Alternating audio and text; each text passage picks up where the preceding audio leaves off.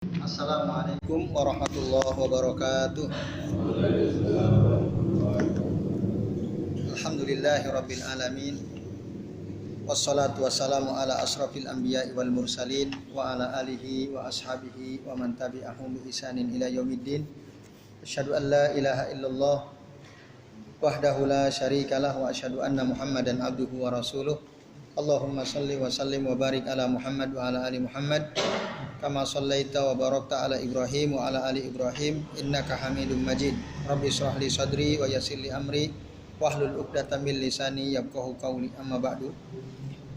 Bapak-bapak dan ikhwah sekalian, a'azani Allah wa iyyakum ajmain. Semoga kita semua yang hadir di majelis ini senantiasa dimuliakan oleh Allah Subhanahu wa taala. Amin ya Allah ya rabbal alamin. Alhamdulillah, pada malam hari ini atas izin Allah kita semua bisa berkumpul ya, di majelis kajian kitab Fadlul Islam. Kita akan melanjutkan bab tentang maja'a fi ghurbatil Islam wa fadli al-ghuraba ya. Tentang keterasingan Islam dan keutamaan orang-orang asing yang diasingkan. Pada pertemuan pekan lalu kita sudah membahas sampai halaman 52 ya. Ya, 52. Sekarang kita akan lanjut ke halaman 53. Silakan dibuka bagi Bapak Ibu dan hadirin yang membawa kitab, silakan dibuka halaman 53.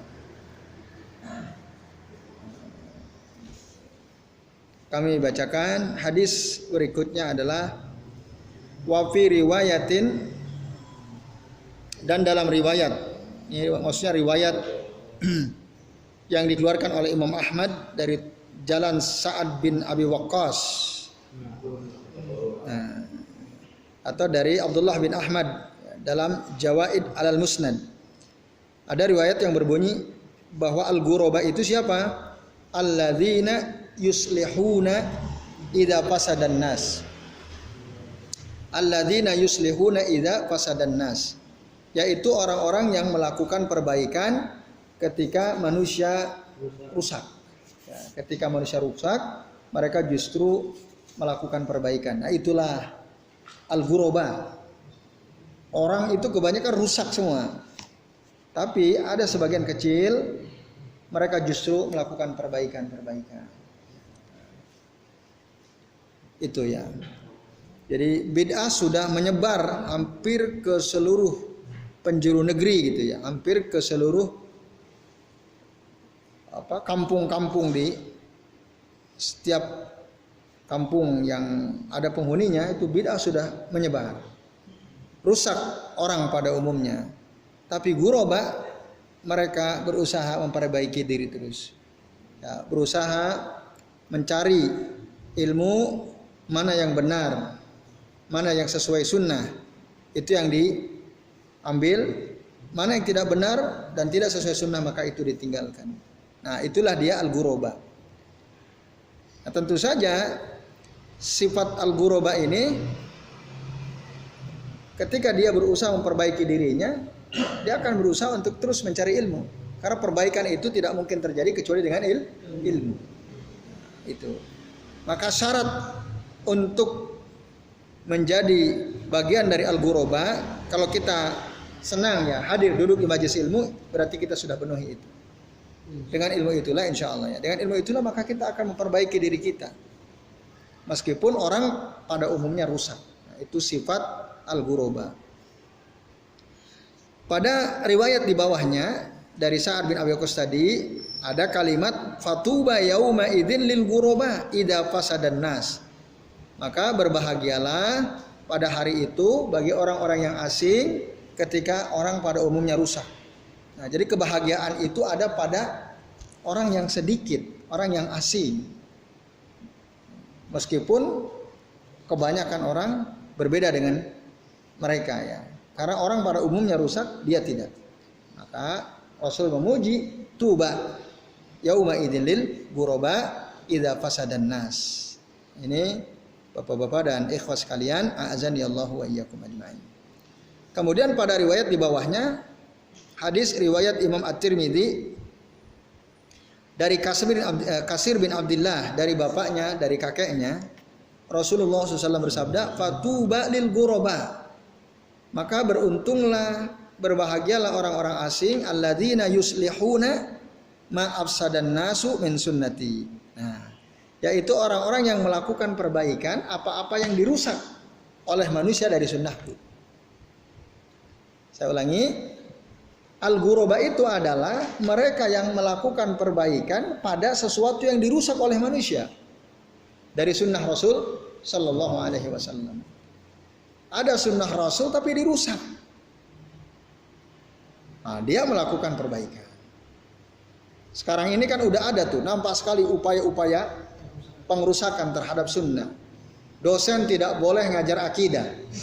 Wah, ini kan parahnya luar biasa ini, ngaconya jungkir balik ini. Kok akidah jangan diajarin? Akidah justru inti dari syariat akidah.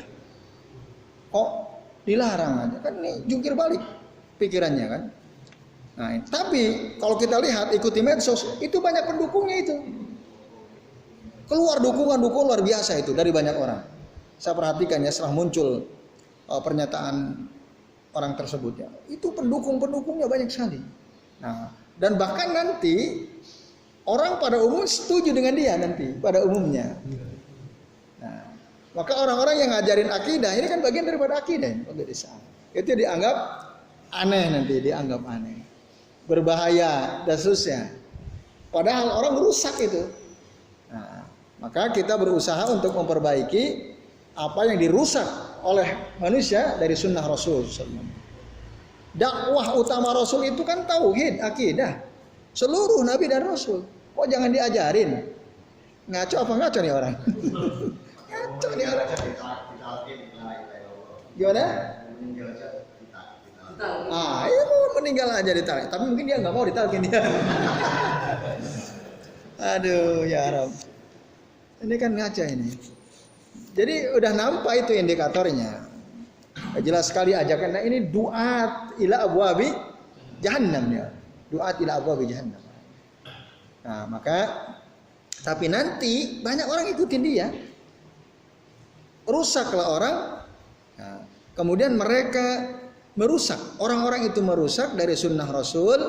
Nah ghuraba itu dia tampil untuk melakukan islah yuslihuna ma afsada an-nasu min sunnati, kata Rasul sallallahu alaihi wasallam. Nah, maka dengan demikian Bapak-bapak dan ikhwas sekalian, dari dua dasar dalil ini maka ciri-ciri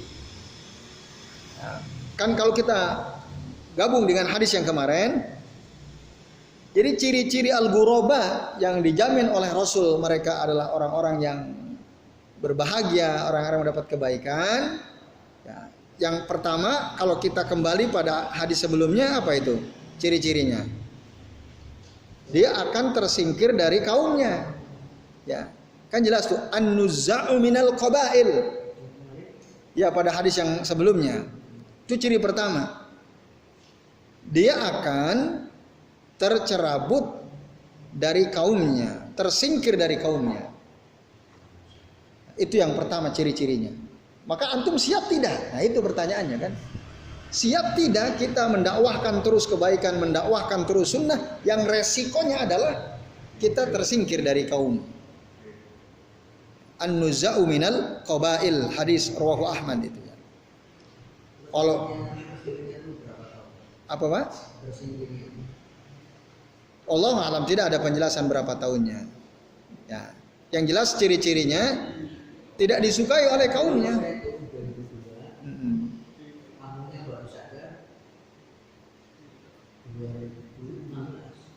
Berarti berapa tahun? 14 tahun. 14 tahun. Ini contoh kasus ya, beliau dulu tersingkir ya. Nah, sekarang udah mau diterima ya. Alhamdulillah. Ya. Alhamdulillah. Iya, intinya itu resikonya itu. Itu satu resiko yang akan dihadapi oleh orang yang gharib tadi. Walaupun tentu tidak seluruhnya seperti itu. Tapi jika itu terjadi, ya itu emang resiko gitu. Tapi ada juga orang dakwah langsung diterima. Berarti dia ada di tempat yang baik kan? Nah, ada bi'ahnya baik, bi'ahnya bi'ah hasanah, bi'ah salihah. lingkungan yang baik itu ada. Nah itu alhamdulillah kalau gitu. Tapi ketika tidak, ya seperti Rasul terusir dari Makkah. Terusir kan? Lalu tersingkir hijrah ke Madinah. Nah itu resiko. Tapi ada juga sahabat datang langsung diterima. Nah itu bagus tentu saja. Itu yang kita harapkan tentu saja kan. Tapi ingat resikonya adalah karena orang pada umumnya cenderung mengikuti hawa nafsu. Ketika kita sampaikan sunnah kepada mereka, terganggulah. Ya, terganggulah mereka merasa diganggu. Ya. Orang enak-enak ngikutin hawa nafsu kok harus ngikutin sunnah karena nggak seneng. Akhirnya mereka akan disingkirkan. Ya, itu al-ghuraba. Itu satu. Lalu ciri yang kedua adalah alladzina yuslihuna idza fasadan nas, yaitu orang-orang yang berusaha terus memperbaiki dirinya. Itu ciri kedua. Ciri kedua orang ghuraba itu. Artinya dia senang thalabul ilmi, dia senang cari ilmu, hadir di majelis ilmu. Kenapa? Dia ingin perbaiki dirinya. Orang rusak, tapi dia berusaha memperbaiki dirinya. Kemana? Ke majelis-majelis ilmu. Yang di situ dibahas sunnah-sunnah Rasul, dibahas ayat-ayat Al-Quran. Nah, itu ciri yang kedua. Ciri yang ketiga ini yang berat. Kalau memperbaiki diri, ya itu berat juga. Cuma tidak berat, lebih berat dari yang ciri yang ketiga. Karena tantangannya lebih besar. Kalau hadir ke majelis ilmu, ya, mencari ilmu, tantangannya ada pada diri kita sendiri kan. Kemalasan, capek, ada urusan lain dan seterusnya. Kalau nggak kuat, niatnya nggak kuat, thalabul ilmi, gagal, pasti gagal. Apalagi kalau ada berhadapan dengan urusan dunia yang jelas menguntungkan secara materi. Kalau duduk di majelis ilmu apa untungnya? Ya alhamdulillah sih di sini dapat teh, dapat kue kan. Karena ada tempat nggak ada. Nah alhamdulillah ini kita harus syukuri ini. Nah ini sekalian. Nah, orang berat tantangannya diri sendiri. Nah yang ketiga ini, ciri ketiga, tantangannya bukan hanya dari diri sendiri, tapi dari orang luar. Yaitu apa? Nah, yaitu alladzina yuslihuna ma afsadan nas min sunnati. Orang-orang yang melakukan perbaikan pada apa-apa yang dirusak oleh manusia dari sunnah Rasul. Artinya yang ketiga ini dakwah sudah. Dia bukan hanya memperbaiki dirinya, tapi dia berusaha memperbaiki orang lain. Berusaha memperbaiki hal-hal yang dirusak oleh orang. Dia mengkanter kerusakan-kerusakan yang dilakukan oleh orang. Kan ini dakwah namanya. Nah ini. Nah maka orang yang seperti ini, dia ciri-ciri akan mendapatkan kebaikan karena dia al-gharib ghuraba. Ya contoh sederhana, kita mendakwahkan kepada orang misalnya, orang kan udah rusak nih, sholat udah pada renggang kan gitu. Ya ini satu afsadan nas, ya, ya, iya dong. Kenapa? Karena menyelisih sunnah Rasul SAW. Nah itu. Nah itu berarti ghuraba ini termasuk ghuraba ya.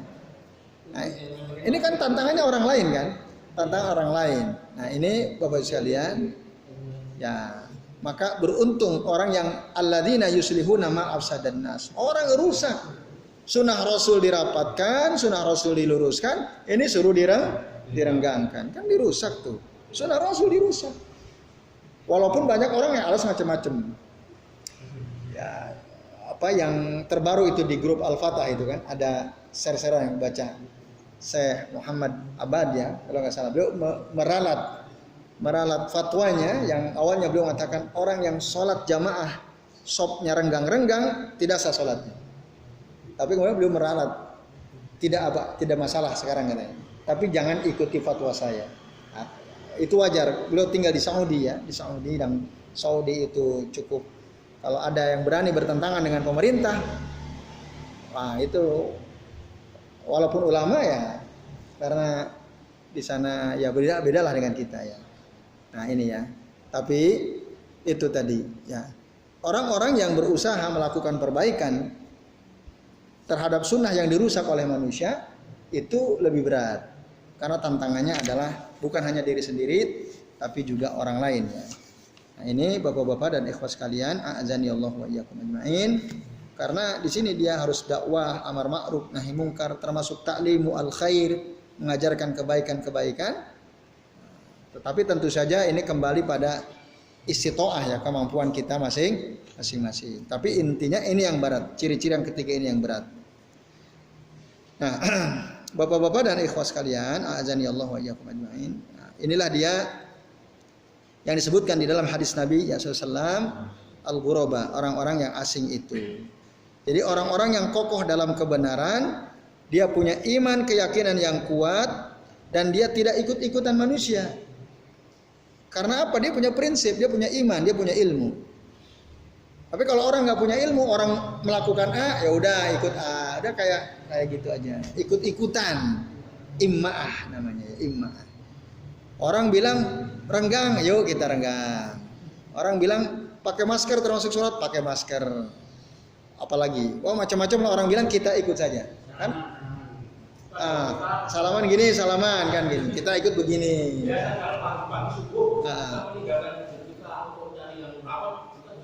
Nggak bagus itu, ya. Bagus. Kalau bisa memang cari masjid lain yang sudah rapat.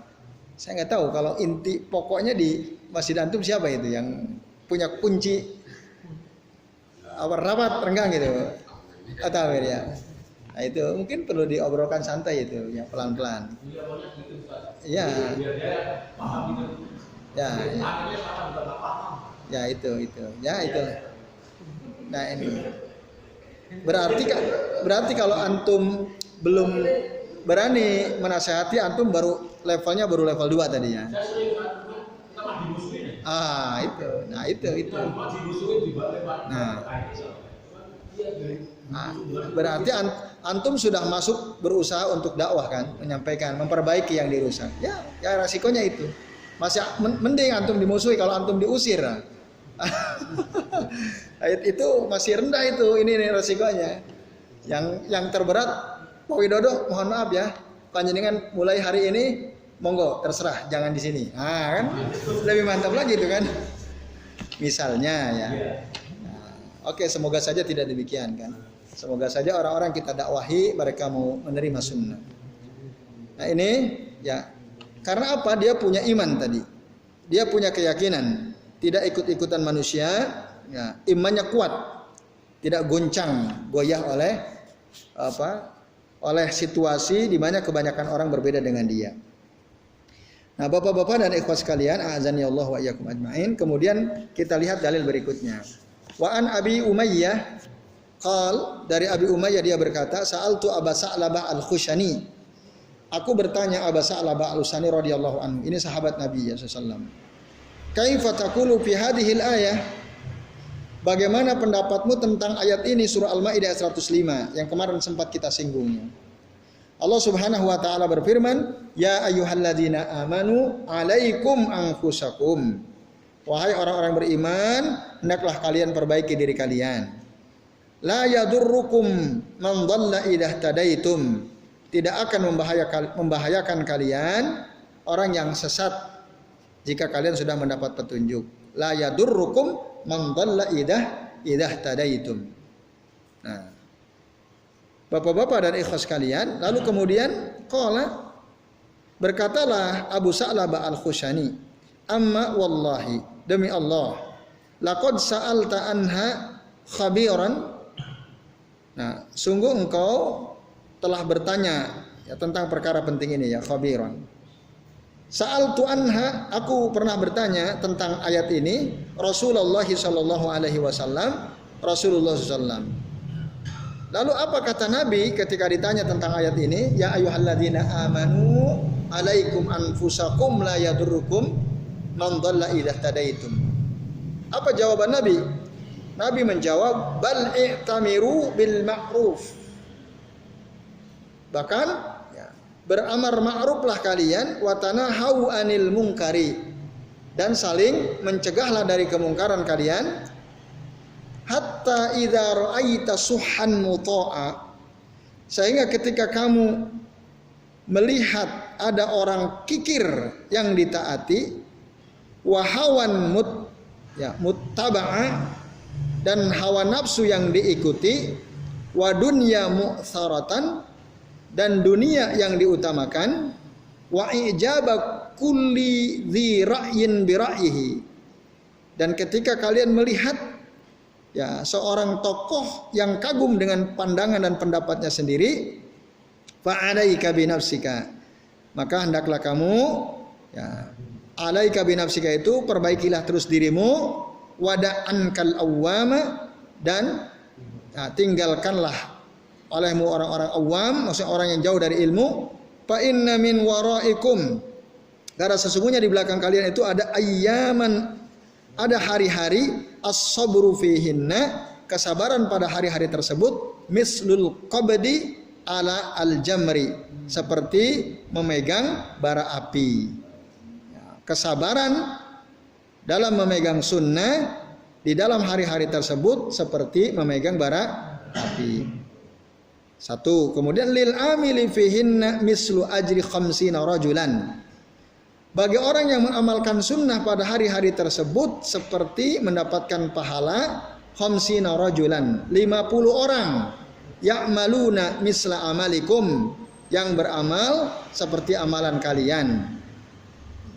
Jadi saya ulangi ya, kelak nanti ada pada hari-hari di waktu yang akan datang, orang yang mengamalkan sunnah,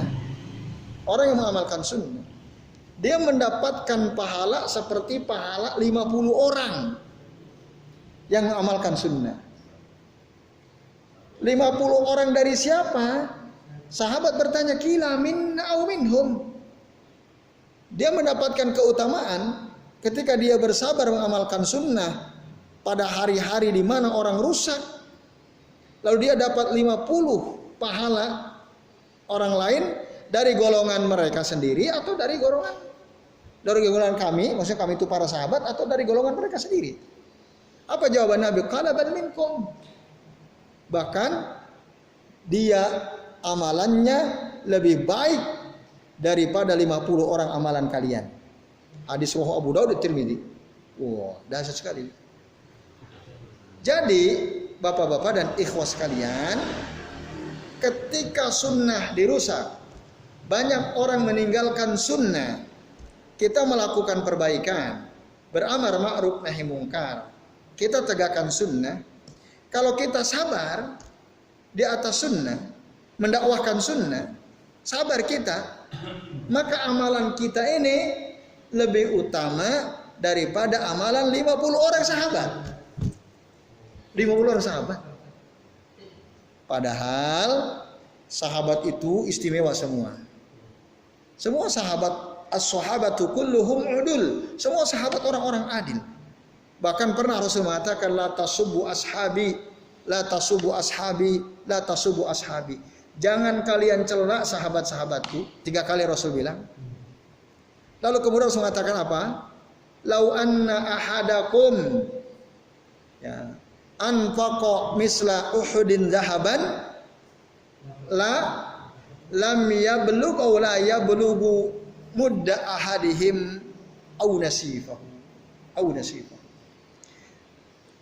Seandainya ada salah seorang di antara kalian, kata Rasul, anfaqa, menginfakkan, mensedekahkan, misla Uhudin zahaban, emas sebesar gunung Uhud, diinfakkan.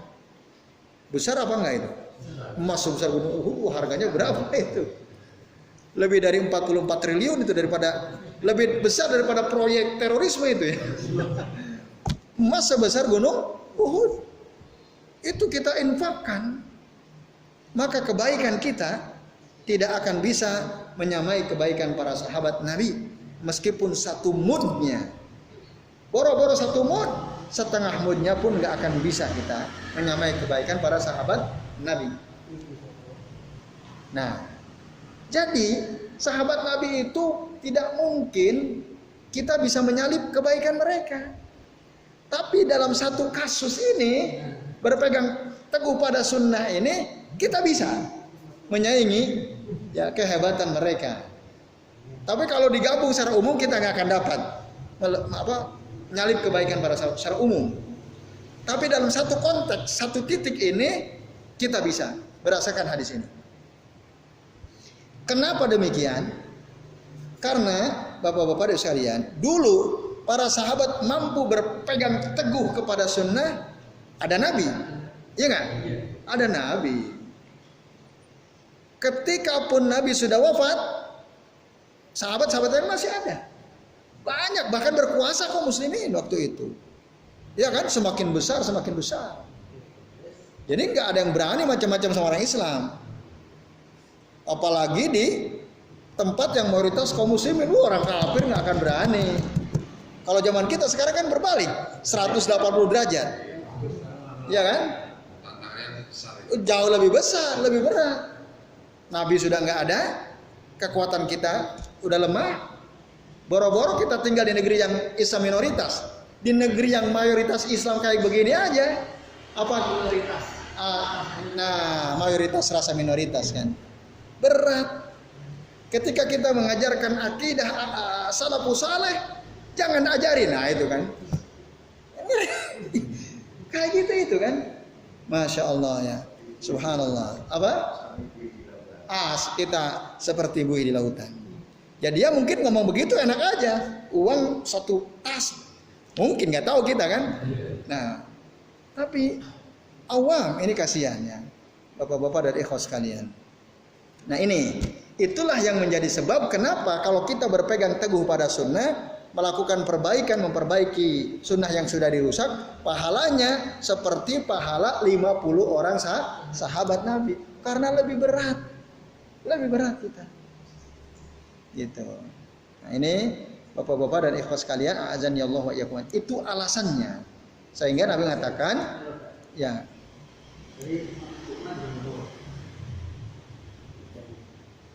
Kalau kajiannya seperti semua saja. Kajiannya seperti?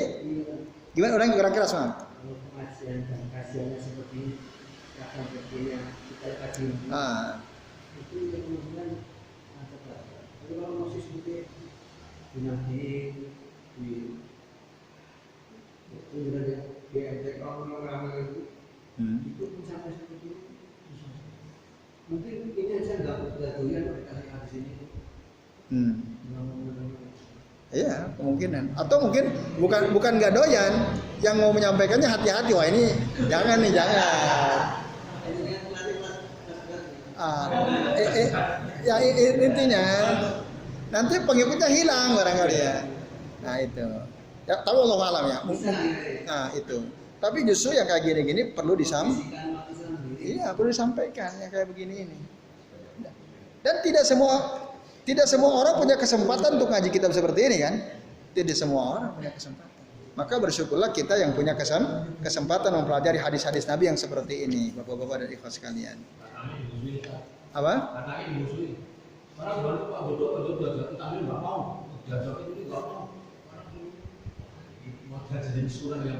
Nah, ya itu tadi jadi gorib itu kan, jadi asing gitu ya, terasing di tengah-tengah kaumnya sendiri. Makanya tadi dalam hadis sebelumnya kan mereka itu adalah an-nuzza'u minal qabail, an-nuzza'u minal qabail. Nah ini resikonya memang seperti itu. Intinya Nabi sudah ngasih tahu deh, udah ngasih tahu. Tinggal kita siap dengan resikonya atau tidak. Saya tidak yakin kita yang hadir di sini, kita semua yang hadir di sini kuat atau tidak. Saya nggak yakin juga. Antum semua kita. Apa betul-betul kuat kita? Nah itu, jangan-jangan kita malah ikut-ikutan juga kan? Karena kita nggak tahan. Ada yang tahan apa megang?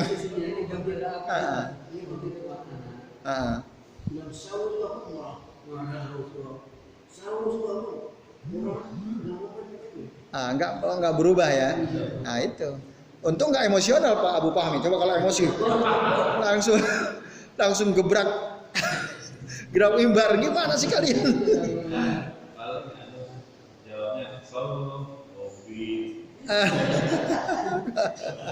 Saus subuh aku COVID gitu ya. Oke itu dah. Nah ini ya sekalian, bapak-bapak dan ikhwas sekalian itu. Jadi intinya memang berat ya, berat. Nah, kita udah bahas kemarin ayat 105 surah Al-Maidah itu sering disalah tafsirkan. Ya. Menurut kebanyakan orang kalau Udah, tugas kita adalah memperbaiki diri. Sedangkan kemungkaran yang ada di sekitar kita biarin saja.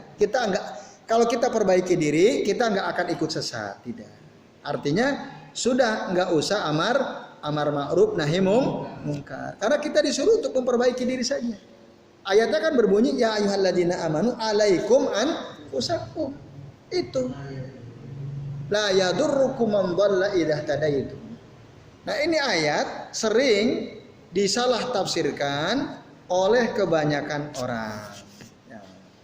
Seakan-akan Allah menurut mereka menyuruh kita, udah, kewajiban kita adalah memperbaiki diri. Alaikum anfusakum. Udah, sampai di situ. La yadurrukum man dhalla idza tadaitum. Nah, tetapi sekalian, amar ma'ruf nahi mungkar itu sama sekali tidak dinasah oleh ayat ini, sama sekali tidak. Bahkan dia akan tetap ada la yaskutu, tidak pernah gugur kewajiban amar ma'ruf nahi mungkar itu. Dalilnya jelas, hadis riwayat Muslim kan dari Abu Sa'id Al-Khudri yang insya Allah kita semua sudah hafal hadisnya. Man ra'a minkum munkaran falyughayyirhu biyadihi fa illam yastati fa bi lisanihi fa illam yastati fa bi qalbi. Itu jelas. Hadis ini berlaku terus sampai hari kiamat. Siapa saja yang melihat kemungkaran dia harus rubah. Dia harus rubah. Kalau tidak, Nabi sudah memberikan ancaman. Yang kita udah bahas juga hadisnya kemarin. Nah, dalam hadis riwayat Abu Dawud, Ibnu Majah, At-Tirmidzi, dalam Musnad Ahmad juga ada, Rasul mengatakan, "Innan nasa idza ra'au adh-dhalima." Sesungguhnya manusia ketika dia melihat ada orang zalim, walam ya'khudhu ala yadayhi. Lalu dia tidak menghentikan kezaliman orang zalim tersebut, ausaka ayyahumahumullahu biiqabin. Nanti hampir-hampir saja Allah meratakan azabnya kepada mereka, yaitu kepada orang-orang yang melihat kezaliman tapi kezaliman itu dibiarkan. Maka yang zalim Allah azab, yang soleh pun Allah azab karena membiarkan kezaliman. Dalam surah yang lain disebutkan, dalam ayat yang lain, wattaqu fitnatan la tusibannal ladzina zalamu minkum khassatan wa'lamu innallaha syadidul iqab. Ketahuilah sesungguhnya Allah itu maha ngeri azabnya. Nah, itu ini Rasul bilang dalam hadis sahih. Ya. Maka amar ma'ruf nahi mungkar harus terus dilakukan. Nah, tapi tadi harus sabar karena memang itu tidak mudah, berat sekali ya Bapak-bapak dan ikhwas sekalian. A'azani Allah wa iyyakum ajmain. Bahkan tadi Rasul bilang ya orang yang sabar seperti memegang bara api. Nanti orang itu kebanyakan ngikutin hawa nafsu. Orang kebanyakan mendahulukan, mengutamakan dunia. Tadi kan sebutkan. Nah, hatta idza ra'aita suhan muta'an wa hawan mutaba'an wa dunya mu'tsarah. Sehingga nanti kita akan melihat hawa nafsu diikuti, itu yang diikuti mereka, hawa nafsu, dunia yang mereka utamakan. Terus banyak orang bangga dengan, nah ini yang wa'ijabu kulli dzira'in bi ra'yi. Nanti akan banyak orang-orang yang bangga dengan pendapatnya sendiri. Ketika disampaikan sunnah Rasul, dia lebih bangga pada pendapatnya sendiri. Menurut saya begini, menurut saya begini. Padahal jelas dalilnya. Nah, ujub ya, bangga dengan pendapatnya sendiri. Ketika kita sampaikan sunnah Rasul, dia tolak. Maka orang yang benar, jadi harus kembali kepada sunnah. Kembali kepada sunnah. Untuk bisa kembali kepada sunnah, tidak ada cara lain kecuali kita pelajari sunnah. Bagaimana mungkin? Ya. Wa rasul, warudduhu ilallahi wa rasul. Itu. Jadi kita nggak mungkin teman sekalian bisa menerapkan hadis-hadis Nabi ini, bisa kembali kepada sunnah kecuali dengan ilmu, kembali kepada ilmu, kembali kepada sunnah. Makanya Rasul tegas bahwa thalabul ilmi itu fardhatun ala kulli muslim, ala kulli muslim, pada setiap muslim wajib hukumnya thalabul ilmi. Nah, ini sekalian. Nah ini, yang paling dahsyat tadi kita dapat pahala seperti pahala 50 orang sahabat yang beramal. Lebih baik dalam konteks berpegang teguh kepada sunnah. Ya itu. Baik, Bapak-bapak sekalian, mari kita lihat dalil berikutnya. Nah, yang 50 pahala itu kalau belum mendapatkan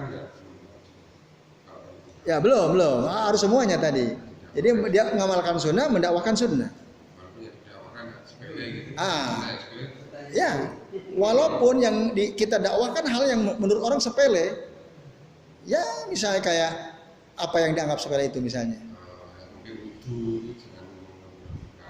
Ya kayak gitu itu. Tidak israf menggunakan air, kita sampaikan. Kita amalkan, kita sampaikan. Ya itu termasuk. Oke. Ya, nah mari kita lihat hadis berikutnya. Riwayat Ibnu Waddah. Siapa Ibnu Waddah itu? Ibnu Waddah itu adalah seorang al-imamul hafid, seorang imam hafid muhaddis, seorang ahlul hadis dari Andalusia. Namanya Muhammad bin Waddah bin Bazi'. Beliau punya kitab judulnya Al-Hawadis wal Bidah. Ini penting nih kitab. Al-Hawadis wal Bidah. Perkara-perkara baru dalam agama dan bid'ah-bid'ah dalam agama. Ditulis oleh Ibnu Waddah. Ini perlu punya nih kitab ini. Ya. Al-Hawadis wal Bidah. Nah, gitu. Itu nanti cari itu terjemahannya, nggak tahu ada atau tidak ya. Nah, dalam kitab beliau disebutkan ada riwayat dari Abdullah bin Umar radhiyallahu anhuma. Ya, saya katakan inna, kata Rasul ya, qala Nabi sallallahu alaihi wasallam, inna min ba'dikum ayyaman lis-sabiri fiha al-mutamassiku bimisli ma antum alaihi al-yawma ajru 50 minkum. Sesungguhnya orang setelah kalian nanti ya, ayyaman, ada hari-hari lis-sabiri fiha, orang yang bersabar pada hari-hari tersebut, maksudnya bersabar berpegang teguh kepada sunnah, al-mutamassiki bimisli ma antum alaihi, yang berpegang teguh terhadap sesuatu seperti yang kalian berpegang teguh pada hari ini, ajru 50 minkum, dia akan dapat pahala 50 dari kalian.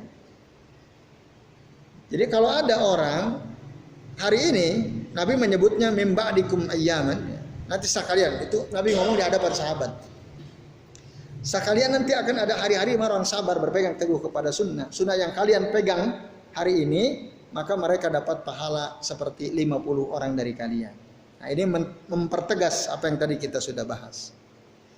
Nah kemudian summa qal amba'ana Muhammad ibnu Sa'id, telah memberitakan kepada kami Muhammad bin Sa'id, amba'ana Asad, memberitakan kepada kami Asad, qala amba'ana Sufyan bin Uyainah, memberitakan kepada kami Sufyan bin Uyainah, an Aslam al-Basri, dari Aslam al-Basri, an Sa'id bin Abi al-Hasan, dari Sa'id bin Abi al-Hasan, qala, dia mengatakan, qultu li Sufyan, aku berkata kepada Sufyan bin Uyainah, anin Nabi sallallahu, tentang Nabi sallallahu, qala na'am, tentang apakah yang dikatakan Ibnu Waddah di atas itu adalah dari Nabi ya sallallahu alaihi wasallam? Qala na'am. Qala na'am. Sufyan bin Uyainah mengatakan iya, itu dari Nabi. Qal, lalu dia berkata lagi, innakumul yawma ala bayyinatin min rabbikum. Sesungguhnya kalian pada hari ini berada di atas keterangan dari Tuhan kalian, ta'muruna bil ma'ruf, kalian menyuruh kepada yang ma'ruf, wa tanhauna 'anil munkar, mencegah dari yang mungkar, wa tujahiduna fi sabilillah, kalian berjihad di jalan Allah, walam yazhar fikumus sakratani. Nah, tapi belum nampak pada kalian dua kemabukan.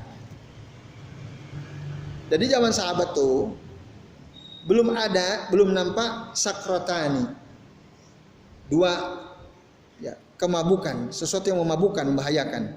Yaitu apa? Sakratul jahli wa sakratu hubbil aish.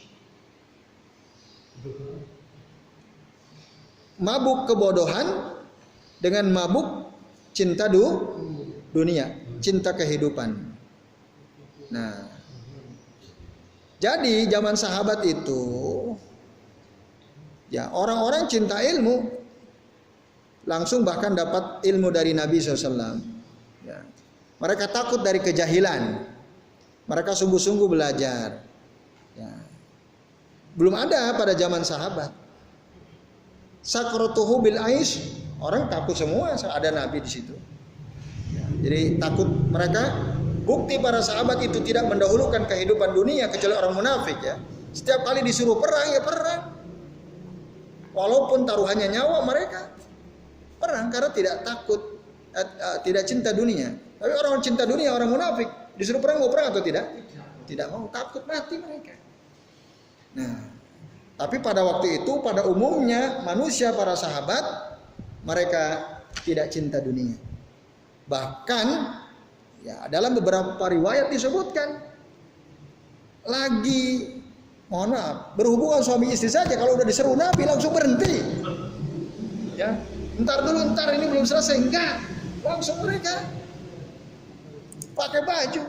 Kalau Nabi sudah menyeru, mereka langsung menjawab seruan Nabi SAW. Itu. Kalau zaman kita orang sekarang nggak mungkin tuh, ya disuruh.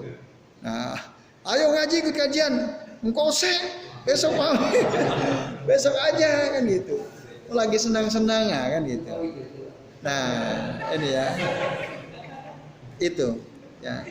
Jadi betul-betul di kehidupan para sahabat ya di zaman Nabi SAW mereka betul-betul berusaha untuk menghilangkan kejahilan. Maka zaman Nabi sebut zaman sebelum diutus Nabi menjadi Nabi Rasul sebut zaman jahiliyah. Ketika Nabi sudah diangkat jadi Nabi Rasul, udah bukan lagi zaman jahiliyah. Karena pada umumnya orang cinta kepada ilmu, mereka benci kepada kejahilan. Nah, kemudian apalagi berikutnya? Wasatahuluna an dzalika. Nah, apa di situ diartikan apa? Wasatahuluna an dzalika. Mereka kalian akan berubah dari hal yang demikian itu. Fal mutamassiku yauma idzin bil kitabi was sunnati lahu ajru khamsina. Orang yang berpegang teguh kepada Al-Qur'an dan sunnah pada hari itu bagi dia pahala 50 orang. Kila dikatakan ditanya Nabi minhum 50 orang dari kalangan mereka qala bal minkum. Enggak, bahkan maksudnya pahala 50 orang dari kalian dari kalangan para sahabat Nabi sallallahu alaihi wasallam. Nah ini bapak-bapak dan ikhwas sekalian, ya jadi apa yang disebutkan dalam hadis ini merupakan ya dorongan, anjuran agar kita ini senantiasa berpegang teguh kepada sunnah, berpegang teguh kepada Alkitab, Al-Quran, was sunnah itu. Dan lagi-lagi kita enggak mungkin bisa melakukan at-tamassuk bil kitab was sunnah kecuali dengan wasilah syara, dengan lewat mempelajari Quran dan Sunnah. Sekarang tanyakanlah pada diri kita sendiri, dalam 1 minggu sudahkah kita mempelajari Sunnah? Tanya diri sendiri. Dalam 1 minggu, ya tentu yang bisa jawab masing-masing kita kan. Pak Nasir mungkin oke, saya sudah. Nah, yang lain bagaimana? Sudahkah kita meluangkan waktu kita untuk mempelajari sunnah? Yang kedua, sudahkah kita meluangkan waktu untuk mempelajari kitab Allah, Al-Quran? Nah, kalau belum, wah masih panjang, PR kita masih panjang. Artinya kalau kita ingin belajar Alkitab wa sunnah, hadirilah majelis-majelis tafsir, majelis-majelis kajian Quran. Ya, yang paling baik tentu menghadiri majelis yang secara runut terus dibahas dari suratul Fatihah ke surah An-Nas ya. Itu kita pelajari, ada waktu luang untuk mempelajari Alkitab sehingga Al-Quran itu betul-betul jadi petunjuk buat kita. Karena kita pelajari rutin terus runut. Sunnah juga begitu. Ya, ada kitab-kitab yang membahas hadis-hadis Nabi runut. Misalnya yang biasa kita bahas ya, kitab Bulughul Maram, kitab Riyadhus Shalihin, termasuk kitab Fadlul Islam kan runut. Ada hadis ini, bab ini, bab ini, bab ini. Nah, alhamdulillah. kita sudah ada waktu. Maka kedua sumber syariat Islam yaitu Al-Quran dan Sunnah harus ada waktu yang kita luangkan untuk mempelajarinya.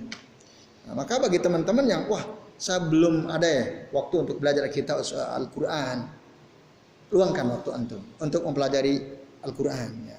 Karena ya itulah sebaik-baik perkataan, sebaik-baik rujukan adalah Al-Quran, baru kemudian Sunnah Rasulullah SAW. Nah, ini bapak-bapak dan ikhwas sekalian.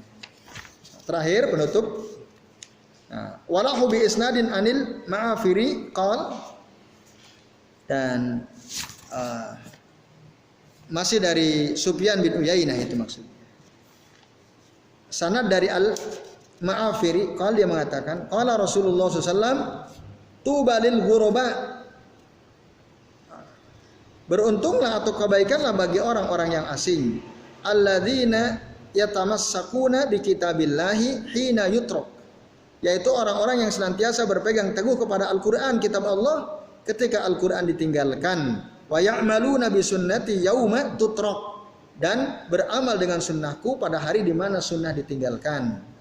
Nah, ini bapak-bapak dan ikhwas sekalian, dalil terakhir ya dari bab ini. Nah, jadi yang dianggap ghuraba yang mendapatkan keuntungan atau kebaikan kelak nanti di akhirat adalah dua saja, yaitu orang yang berpegang teguh kepada kitabullah dan berpegang teguh kepada sunnah. Ketika Al-Quran ditinggalkan, ketika sunnah ditinggalkan. Nah, ya tadi kalau kita kembali ke awal tadi, kan udah ada seruan-seruan supaya meninggalkan sunnah, meninggalkan Quran. Itu nanti orang meninggalkan, yaitu seruan jangan diajarkan akidah itu kan seruan meninggalkan Quran dan Sunnah. Itu jelas sekali, itu menentang Quran Sunnah jelas. Al-Quran kan isinya tauhid, akidah. Surah Al-Ikhlas apa isinya? Tauhid semua. Sampai-sampai ya suratul Ikhlas itu sulusul Quran, sepertiga dari Al-Quran. Ada yang menafsirkan yang dimaksud sepertiga Al-Quran, isi dari surah Al-Ikhlas itu temanya, materinya adalah sepertiga dari isi Al-Quran. Karena Al-Quran itu isinya satu tentang akidah tauhid, yang kedua tentang apa? Tentang sejarah, yang ketiga tentang syariah isinya. Maka ketika dikatakan suratul Ikhlas sulusul Quran itu, menurut sebagian ulama artinya sepertiga tema besar dalam Al-Quran itu ada dalam surah Al-Ikhlas. Lah kok akidah jangan diajarin? Berarti dia mau buang sepertiga dari Al-Quran. Nah ini kan seruan-seruan supaya orang-orang itu meninggalkan Quran sudah jelas ada, nampak. Bukan oleh jin atau kuntilanak atau syaitan, orang manusia itu yang bilang. Nah, dari min yatakallamuna bi alsinatina wa min jildatina, ya. Mereka bicara dengan bahasa kita dari bangsa kita sendiri. Ya Rabb, itu sudah nampak sekali ya. Nah, ini bapak-bapak dan ibu sekalian ya, dalil yang terakhir. Nah, maka nanti gini. Di sini ada penjelasan penting sedikit. Jadi nanti jangan heran jika ada orang protes. Kamu kalau khutbah Jumat tuh nggak usah nyinggung-nyinggung inilah. Nggak usah nyinggung-nyinggung surga neraka, nggak usah nyinggung azab kubur, nggak usah. Kamu kalau gitu terlalu keras tuh dakwahmu. Ya, kamu itu bukan ada irhab, teroris kamu tuh, ngancam-ngancam orang itu. Kalau kamu isi dakwahnya seperti itu, nakut-nakutin orang katanya. Kamu terlalu keras dalam agamamu itu, nanti mereka putus asa. Udahlah kalau khutbah, ngisi pengajian itu, nggak usah kencang-kencangnya gitu, nggak usah. Yang lucu-lucu aja, yang enak. Ada nggak mereka gitu? Ada. Wah Ustaz itu nggak usah kencang, dia nggak lucu. Nah, malah bikin kita takut, nggak usah. Kan ada seperti itu. Nah kemarin saya ada, Ustaz mau nggak ngisi pengajian di Sewon tadi? Jamaahnya siapa? Tapi syaratnya Ustaz harus lucu katanya. Harus lucu. Jamaahnya udah pusing ada kalau kenceng-kenceng kan. Wah saya bilang aduh saya nggak bakat kalau lucu sih.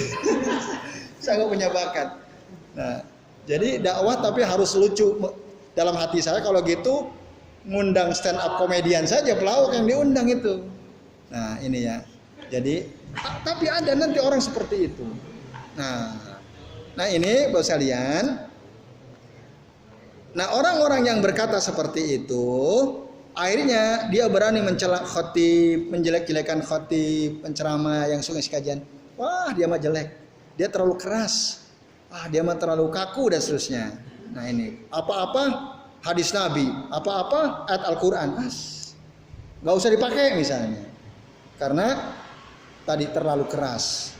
Nah ini ada tuh orang seperti itu, ada ya. Subhanallah.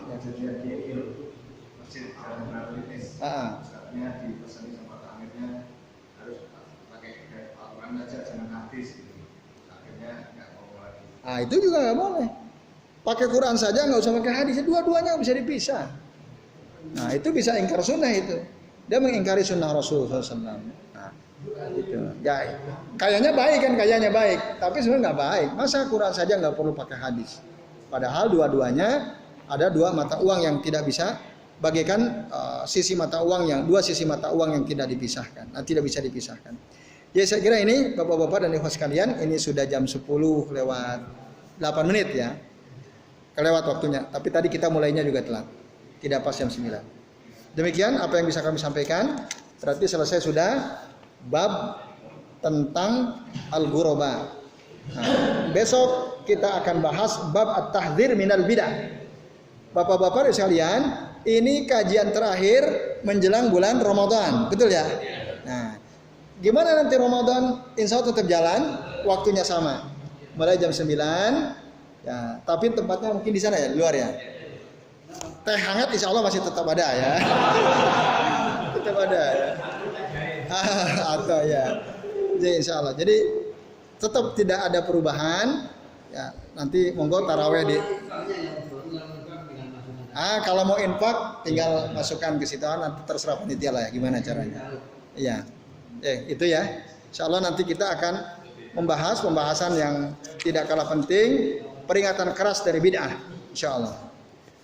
Oke, itu saja. Cukup? Cukup jelas ya saya kira. Baik, alhamdulillah kalau sudah cukup, mari kita akhiri dengan membaca doa kafaratul majlis. Subhanakallahumma wa bihamdika asyhadu an la ilaha illa anta astaghfiruka.